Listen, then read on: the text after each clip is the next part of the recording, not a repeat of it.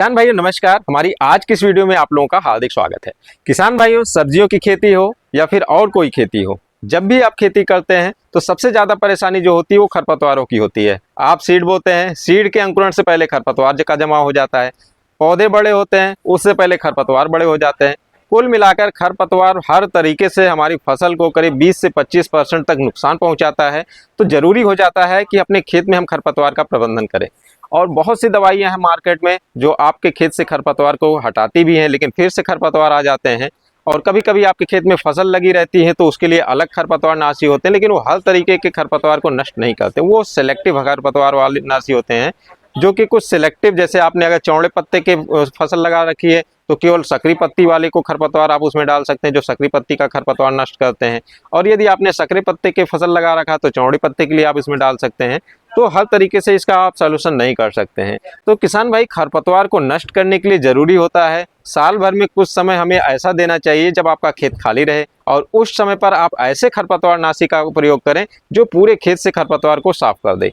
तो अब हम बात करते हैं, यदि आपके खेत में बहुत ज्यादा खरपतवार है तो आप उसको समाप्त कैसे करेंगे। किसान भाइयों, अक्सर देखा जाता है कि जो गर्मी का समय होता है उस समय पर किसान भाई लोग अपना खेत अक्सर खाली छोड़ते हैं, और जो सब्जियों की खेती करते हैं वो तो लगातार कोई ना कोई फसल लगाते रहते हैं। और सबसे ज़्यादा वही लोग परेशान रहते हैं क्योंकि लगातार फसल लगती रहती है, लगातार सिंचाई मिलती रहती है और खाद उसमें पड़ता रहता है। तो जो खरपतवार है वो तो मोटे ताजे होते रहते हैं, बढ़ते रहते हैं। तो ये जरूरी हो जाता है कि साल में कम से कम एक बार अपने खेत को 1-2 महीने के लिए रेस्ट दें। अगर नहीं दे पा रहे हैं तो कम से कम 2 साल में आपको एक बार जरूर रेस्ट देना चाहिए। और यदि आप गर्मी में ऐसा करते हैं तो आप इसमें खरपतवार का नाश कर सकते हैं।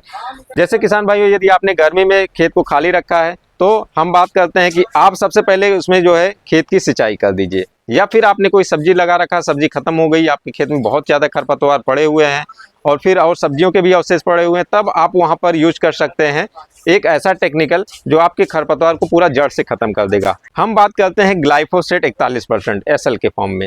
किसान भाइयों, ये कई रूपों में मिलता है, अलग अलग कंपनियों का मिलता है। तो सबसे पहले बात करते हैं कि इसकी क्रिया करने की तरीका क्या है, ये किस तरीके से खरपतवार को कंट्रोल करता है। सबसे पहले बता दें, ग्लाइफोसेट 41% एसएल के फॉर्म में आता है, और इसके बाद ग्लाइफोसेट 54% एसएल के फॉर्म में आता है, और फिर इसमें एक और आता है जो थोड़ा अच्छे से काम करता है। इसमें ग्लाइफोसेट 71% एसजी फॉर्म में आता है।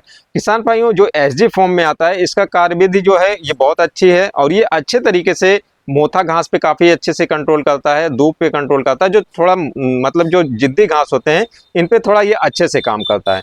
तो आप इन सब दवाओं का यूज कर सकते हैं। बात करते हैं इसकी क्रियाविधि की। तो जो ये ग्लाइफोसेट होता है ये क्या काम करता है कि एक ईपीएसपी नाम से एंजाइम होता है जो पौधों में स्रावित होता है, और यही एंजाइम जो होता है ये पौधों की विभिन्न क्रियाओं में काम करता है और पौधे अपना विकास करते हैं। पौधे का मतलब जो हमारा खरपतवार है ये विकास करते हैं।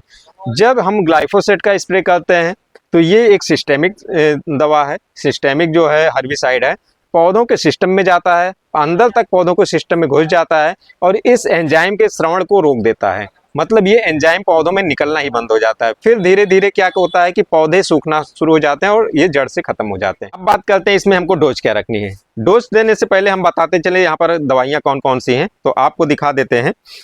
ये देखेंगे 41% के लिए हमारा ये ग्लाइफोसेट है 41%। ये जो है ओसवाल कंपनी का है, ये आता है, आप इसका यूज कर सकते हैं। फिर ये दूसरा हमारा राउंडअप के नाम से आता है, ये भी 41% के एसएल के फॉर्म में है। 54% एसएल फॉर्म में राउंडअप स्पीड नाम से आता है, आप उसका भी यूज कर सकते हैं। और एक ये वाला है जो सिजेंटा का है, और एक ये है ये ग्लाइसल, ये सुमिटोमो कंपनी का है, ये है। इन सब को आपको डोज रख के चलना है 250 ml प्रति पंप। 250 ml ये रखना है। इसी के साथ हमको 100 से 150 ग्राम जो है यूरिया लेकर चलना है, और फिर कोई स्टिकर मिला के चलना है। स्टिकर में आप शैम्पू मिला सकते हैं या फिर कोई मार्केट से स्टिकर लेकर आप 2 से 3 ml स्टिकर इसके साथ मिलाकर चल सकते हैं। जब हम इसका स्प्रे करते हैं तो करीब जो है 3-4 दिन में ही इसका असर दिखना शुरू हो जाता है, लेकिन हमको जब भी हम इसका स्प्रे करें कम से कम 15 दिन खेत को ऐसे ही छोड़े रखें, क्योंकि धीरे धीरे ये काम करता है। जड़ों तक पहुंचने में इसको 15 दिन का टाइम लग जाता है, और जब तक जड़ें अच्छे तरीके से नहीं सूख जाती, अब अगर हम इसकी जुताई करके या हम इसमें कोई दूसरी फसल हम इसमें लगा देते हैं तो जड़ें सुरक्षित रहेंगी, कुछ ना कुछ उसमें असर रहेगा, फिर से उनका अंकुरण शुरू होगा और फिर से वो आपका खरपतवार खेत में आना शुरू हो जाएंगे। दूसरी बात करें, ये हमारा जो ग्लाइफोसेट का जो 71% एसजी फॉर्म में आता है, ये एक तो मीरा 71 के नाम से आता है, और ये जो हमारा क्रिस्टल कंपनी का है टॉपर 77, ये दोनों आप इसमें से किसी का भी यूज कर सकते हैं। इसको आपको 100 ग्राम प्रति पंप के हिसाब से लेना है, 100 से 150 ग्राम यूरिया मिला देंगे और इसी के साथ हमको स्टिकर मिलाकर चलना है। किसान भाइयों, यदि आप इनका स्प्रे करते हैं तो एक तो बात हो गई कि हमको 15 दिन छोड़ना है। यदि आप खेत को और खाली रख रहे हैं तो आप कम से कम 20 दिन, स्प्रे के बाद आप 20 दिन इसको छोड़े रखिए। उसके बाद अच्छे से आप गहरी जुताई कर दीजिए, गहरी जुताई करके खेत को खाली छोड़ दीजिए। अब जब आपको दूसरी फसल लगानी है, कम से कम आप 15 दिन ऐसे भी खाली छोड़ दीजिए, पूरा एकदम जड़ से पूरा सूख जाए, मिट्टी एकदम सूख जाए।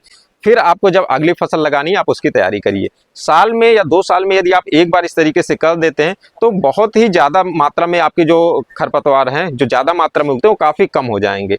और फिर धीरे धीरे, क्योंकि ये तो नियम ही है, इधर उधर से उड़ के बाढ़ के पानी के द्वारा या फिर धीरे धीरे अपने आप खरपतवार वो कहाँ से आते हैं कोई अंदाजा नहीं, कहाँ से कौन आ जाता है। क्योंकि आप सीड तो डालेंगे तो अभी उसका जमा होगा, लेकिन खरपतवार है बिना डाले ही उसका जमा होना ही है। आप उसको रोकेंगे तब भी होना, तो जाहिर सी बात है 2 साल 3 साल में फिर आएगा। आप हर साल यदि ऐसा कर सकें तो आपके खेत के स्वास्थ्य के लिए भी लाभकारी, क्योंकि इसमें बहुत से जो कीटाणु है, हानिकारक कीड़े हैं, वो भी आपका गर्मी की धूप में जल के खत्म हो जाते हैं। तो सबसे पहले के समय में ये फसल चक्र अपनाया जाता था, अब ये नहीं अपनाया जाता है, गैप नहीं रखा जाता है, तो इस वजह से समस्याएं आती हैं। तो आप अपने खेत में इस तरीके से मैनेजमेंट रखिए। और किसान भाइयों, आप बताइए कमेंट करके कि आपने इनमें से कौन सी दवाओं का यूज किया है और किसका रिजल्ट अच्छा रहा है। और हमारी आज की इस वीडियो में बस इतना ही। मिलते हैं एक नए वीडियो में नए कंटेंट के साथ, तब तक के लिए नमस्कार।